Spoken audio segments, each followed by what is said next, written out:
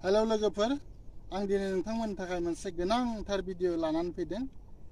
बे भिडिअआनो जाहैबाय माने ड्रागन आबादखौ माबोरै बानायनाय जायो आरो बे ड्रागन आबादनिफ्राय बेसेबां मुलाम्फा मोननो हायो आरो माबोरै बानायो आं बेनि थाखाय नोंथांमोननि थाखाय डिटेल्स भिडिअ लाबोनो नागिरदों। नोंथांमोनहा भिडिअखौ इन्टारेस्ट बा नायलांबानो जाबाय। अब्ला फैदो भिडिअखौ स्टार्ट खालामदिनि। नै पुरा बिसोरो माने थाइबाय। नै बिसोर मोननो बावला आरोखि, मोननोसै बिसोरो नै बिसोरलायनो। ओमफ्राय नै बिथां दङ, बिथाङानो बे ड्रागन आबादनि बिगोमा आरो। नोंथाङा बे मा जायगा जाखो बेयो नोंथां? बेयो बुरथिनालि पस्ट अफिस रनिघाटा डिस्ट्रिक्ट चिरां आरो। आच्छा अब्ला बिथाङानो जाबाय माने ड्रागन आबादनि बिगोमा बियो। बिथाङानो माने नोंथांमोननि सिगाङाव डिटेल्स माने बुंजोबसिगोन आरोखि। बे जायगाया मा जायगा? बेयो बुरथिनालि जायगानि नामा गामिनि नामा बुरथिनालि, ओमफ्राय पस्ट अफिस रनिघाटा डिस्ट्रिक्ट चिरां आरो। आच्छा ओमफ्राय बे ड्रागन आबादखौ बानायनाया खय बोसोर जाखो? बेसेबां बोसोर जाखो? बे दासिमाव 3 बोसोर 4 मास जाबाय। 3 बोसोर 4 मास जाबाय ना? ओमफ्राय माला समनिफ्राय फानजेनो मोना? बेखौ ओरैनो गायजेननायनिफ्राय 14 मान्थनि उनाव फाननो मोनो आरो। 14 मासनि उनाव फाननो मोनो ना होमबा? ओरैनोथ' माने बे गायनायनि खरसा थरसानिफ्राय माने सिखांजोब्बाय नङा होमबा? औ दासिमाव सिखांबाय आरो सिखांनानै लाबबो जाबाय आरो। बोसोराव खनबेसे माने फिथाइ होयो बे ड्रागना? बोसोराव हमनानै लादो मे मासनिफ्राय अक्ट'बर माससिम होयो। बाहाय खिस्ति खानो मोनबाय थायो आरो। बिदिनो फिथाइ जालायबाय, बेजों लोगोसेनो बिबारबो जाबाय। बेबायदिनो फारि बिदिनो 6 बारसोखौ खानो मोनो। बे नैबे दालाय मोनसेयाव जेनेबा बारबेसे माने फिथाइ थायो आरो? ओरैनोथ' खेनसे थायहोनायाव दालाय मोनसेयाव फिथाइ थाइसेल' दोननाया मोजां, मानो होनबा फिथाइया गब्ल'यो आरो। बेनि उनाव बे फिथाइया रानाय लोगो लोगो बे दालायाव आरोबाव बारहोफिनजाबाय। बिदिबा नोंहा लाब जागोन, फिथाइया अजन जागोन आरो। अब्लाथ' जेनेबा थाइथाम थाइब्रै जुदि थायोबा माने खानांनोसो गारनांगौ जायो नामा? नै हमनानै लादो दा बे बिबारा मोननै, दा बेखौ मोनसे खानानै मोनसेल' दोननाया मोजां आरो। बे जेला फिथाइया जेला देरो अब्ला आरो बिबार बारहोफिनजाबावबाय आरो दालायाव। बिदिबा नोंहा फिथाइखौ गब्ल'गोन आरो। ओमफ्राय बेयावदि हासार होनाय नुदों, बे हासारखौ मा हासारखौ होनाय जायो? बेवहाय जोङो न'आवनो बानायो जों बे हासारखौ। ओरैनो लिसु बिलाइ, ओमफ्राय गोबोरखि, ओमफ्राय थालिर बिफांखौ दानग्लिनानै होयो। बेजों फेसेवनानै बिदिनो 6 माससो दोननानै दै होबाय थानानै बेखौनो होयो आरो। जों हासारखौ बाया। न'आवनो बानायनानै बेखौनो होयो। अर्गानिक जाहैबाय। अर्गानिक हासार बानायनानै होयो। अर्गानिकआवथ' गोबां लाब दं, मानो होनबा फारसेथिं फैसा गारनांला आरो फारसेथिं जाबाय बेमार आजारनिफ्राय नोङो रैखा मोनबाय, नङा होमबा? आच्छा, अब्ला एसे बागानखौ नायनो नङा होमबा? बिसोर थाइजोबसै नै बिसोरो गोबां बिबार बारदों। बिदिखौनो माबानांगौ नामा ना? बेफोरबायदिखौ सिफायनानै बारसेल' दोननांगौ आरो। बेफोरबायदिखौ। बे ओरैनो निउट्रिसन जागोन बिफांनिखौ। फिथाइफोरा साइसथ' जानाय नङा आरो। मोनसेल' दोनोबा फिथाइया गब्ल'गोन आरो। आच्छा, अब्ला जुदि सोरबा बिथांमोना बेखौ माने गायनो सानोब्ला माने फुलिफोर मोनगोन नामा? औ, फुलि मोनगोन जोंनाव। फुलिया एभेलेबेल बानायनानै दोनखायो जोङो। आरामसे जोंनाव कन्टेक्ट खालामनानै फुलिफोरखौ लांनो हागोन आरो। आच्छा, ओमफ्राय फुलिनि दामा जेनेबा फांसेयाव दा बेसेबांसो? ओरैनोथ' जोङो फुलिनि दामखौ बुहुद लवेस्ट दामावनो फानो दा। फांसे बिफाङाव जोङो न'आव लांफैयोबा जोंनाव 40 थाखा दालैनो हरो जों। 40 थाखा जों हरो ना? बुहुद खमैनो हरो आरो। जों लाबोनायावथ' बुहुद दामनि लाबोनांदोंमोन जोङो सिगां समाव। माने लकेलाव बिदि फुलि गैयामोन नालाय, नङा होमबा? दा नोंथांमोना बानायबाय हिसाबै एसे खम रेटआवनो हरो आरो जाहाथे बयबो गायनो हानाय बायदि, नङा होमबा? थिगैनो दं। आरो जों हागौमानि माने एसे खम दामावनो बिदिनो हरनो हायोबा बयबो गायनोबो हागोन आरोखि, नङा होमबा? ओमफ्राय अब्ला फुलिखौ लांफैनो थाखाय माने कन्टेक्ट नाम्बारथ' नांगोन नङा होमबा रायज्लायहरनो थाखाय दा नोंथांनि कन्टेक्ट नाम्बारखौ माबायाव स्क्रिनाव होनांगोन नङा होमबा आरो बिनिफ्राय जेनेबा बोसोराव बेसेबांसो इनकाम खालामनो हायो बे ड्रागन बिफांखौ बोसोराव इनकाम होननानै बुङोबा दा स्टार्टिंआवथ' इसिबां इनकाम जाया गायजेननायनि 2 बोसोर 3 बोसोरनि उनावहाय एसे मोजां इनकाम फैयो आरो लासैनो ग्रथआबो बिराद बुरजा जाबाय नालाय बिफाङाबो मेच्युर जायोबा फिथाइखौ बुरजा होयो बिदिबा नोंहा इनकामा लासैनो बारायलांबाय थायो आरो ओमफ्राय नैबे जि मोनसे पस्ट नङा होमबा बे पस्टआ खय फुट गोजौ जेनेबा बे पस्टआ 7 फुट लाबोयो लाबोनाया बेनिफ्राय सिङाव 2.5 फुट सोहरनानै 4.5 फुटखौ जोङो गोजौआव दोनो बेनिफ्राय बिदिनो ओरै बे नर्मेल स्टाइलाव बे लहा सोनानै टायार होयो आरो दा जोङो मोनसे गोदान डिजाइन खालामबाय माने बे पस्टनि सायावनो डाइरेक्ट बे सिमेन्टनिनो जोङो टफि बानायबाय आरो होमबा टायारनि गोनांथि जानाय नंला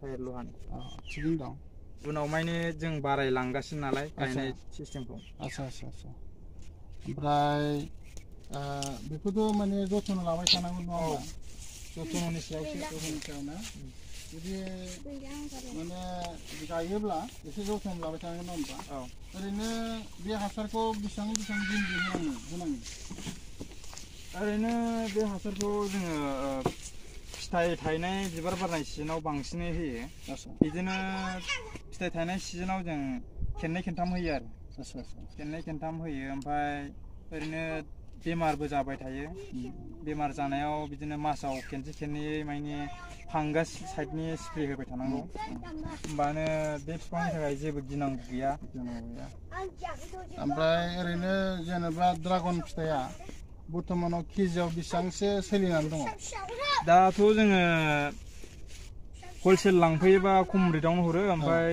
हलसेल लांग्राफोरनो बुरजा लांग्राफोरनो हलसेल लाङोबा बेसेबांसो हरनाय जायो जोङो फायखारि रेटआव लांफैयोबा बिदिनो 200 गाहामावनो हरो 200 गाहामावनो ओमफ्राय ओरैनो 1 केजि न'आव जानो थाखाय 1 केजि 2 केजि लाङोबा 250 थाखा फाननाय जायो 250 होमबाबोथ' बहुत खमावनो जाबाय बहुत खमावनो माने आं सिगां बायनानै जादों माने 400 थाखा केजि बायनानै जादों सिगांथ' बहुत दाम दाबो दाम फानो होमबाबो जों लकेलाव मोननाय हिसाबै लकेलनि मानसि हिसाबै दा खमैनो फानो आरो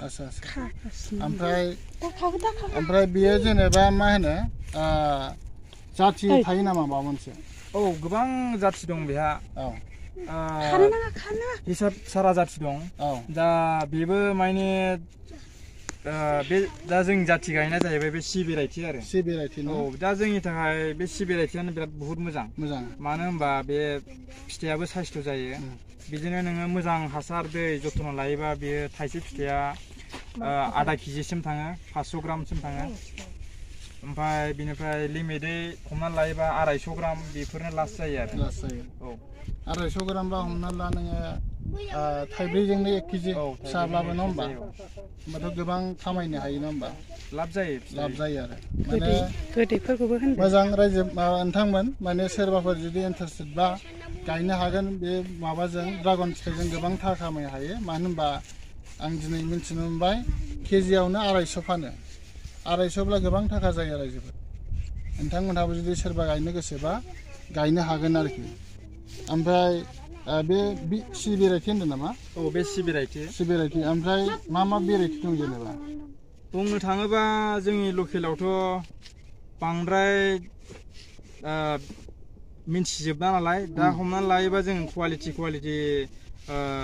भेराइटिखौ गायनोबा जोङो भियेटनामी दङ आरो भियेटनामी हाइब्रिद भेराइटि दङ LD5 दङ HD15 दङ बेफोरबायदिया माने गिदिर जाद आरो गिदिर फिथाइयाबो 1 केजि गाहाम जायो 700 ग्राम 600 ग्राम बिदिसिम थाङो आरो ओमफ्राय ओरैनो नर्मेल बुङोबा जोंनाव दा वेट भेराइटिबो दङ माने सिङाव गुफुर बेखौ माने गोदै खमनि थाखाय मानसिफ्रा बांद्राय फसाया आरो दा हमना लादो बे सि भेराइटिया सिङाव गोजा ओमफ्राय गोदैबो जायो जानोबो मोजां आरो बेनि थाखाय दा गोजाना बियो दिमान्डआ बांसिन बे माने गुफुराथ' आं खनसे जानायाव माने मोजां मोना आरोखि नङा होमबा माने बेखौ माने बुस्थुआ बिनि भिटामिनफ्रा माने एखे नामा गोजा गुफुरजों एखे नामा भिटामिनाथ' एखेयानो होनजायो ओमफ्राय गोदै आरो केसनि एसे डिफारेन्स दं आरो दा दालाय मोनसेयावनो माने मोननै मोनथाम जेनेबा बारबाय नङा होमबा थायबाय दा बेखौ मा खालामनांगौ बोखानांगौ ना मानांगौ दा बे दालाय मोनसेयावनो जुदि थाइनै दोनोबा थाइनै थाइथाम बिदि दोनोबा फिथाइया बांद्राय गब्ल'आ नै बेबायदि दोनोबा फिथाइया बांद्राय गब्ल'आ दालाय मोनसेयाव जुदि फिथाइ थाइसेल' दोनोबा फिथाइया गब्ल'यो आरो दा बेखौ देरखानाय हिसाबै बोखाजाया नंला बे देरखानाय हिसाबै माने नायस'नायाव बेबायदि थाफ्राङो बिदिया माने फिथाइया गब्ल'नो नागिरा आरो जेरै नैबेनि नामा बेमारा नङा होमबा बेनि बेमारा फांगासा बिदिनो जायो बिदि जायो नैबे ओरै खेबफोरजोंनो केमेरा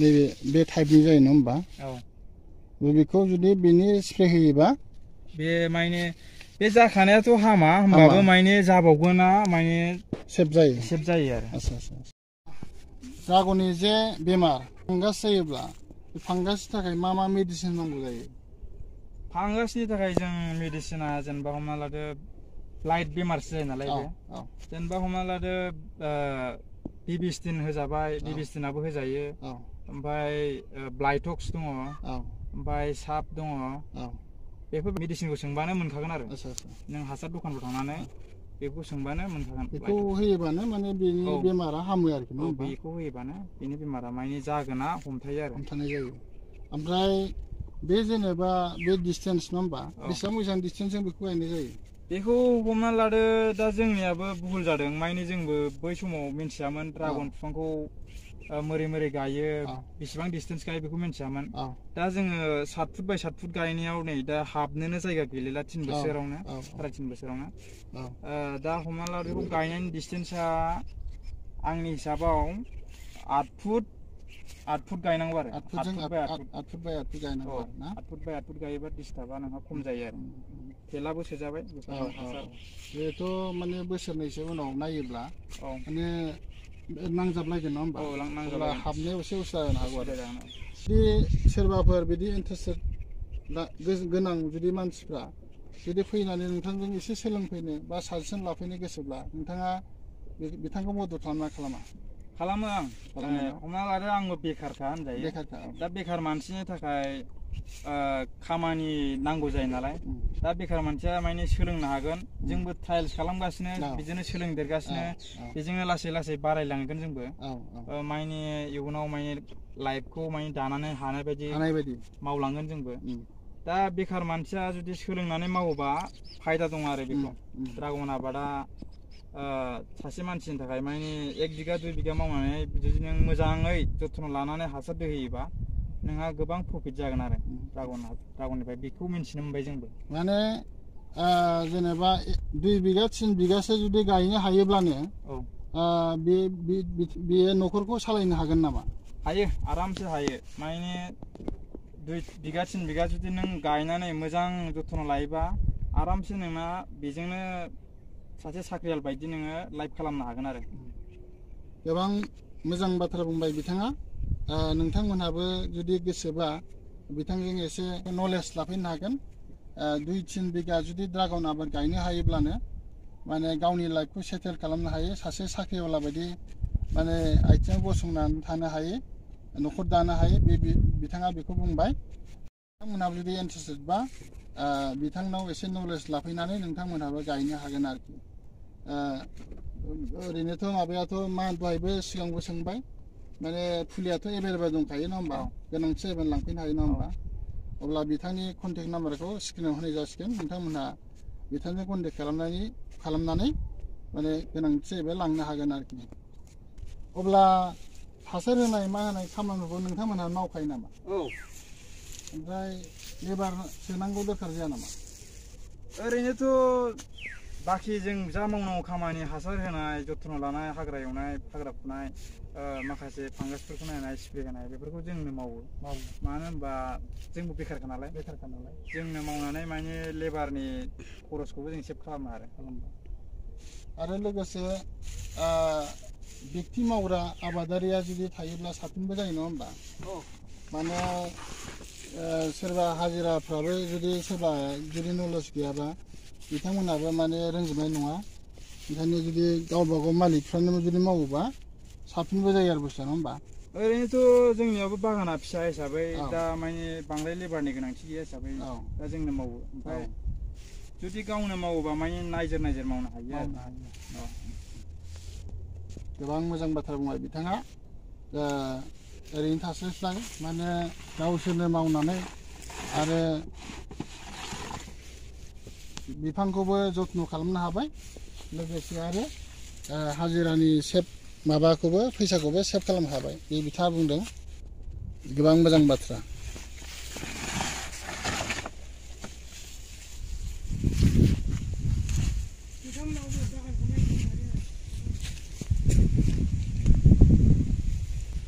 आरो आंबो सानबाय एसेब्लाबो आंबो माने गायनायसै आं बेखौ माने थांखि लाबाय आरो गोजोन्थों जाबाय हगारना वास जाहैदि बे हगारदों माबे गथ'दों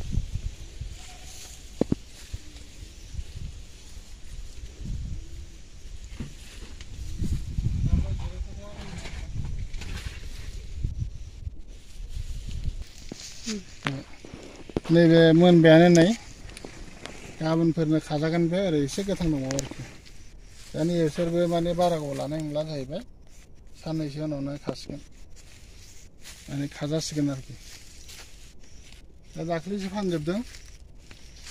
फानजोबदोंनो माने दा मोनहांसो दंजोबो आरो बिदि जाबाय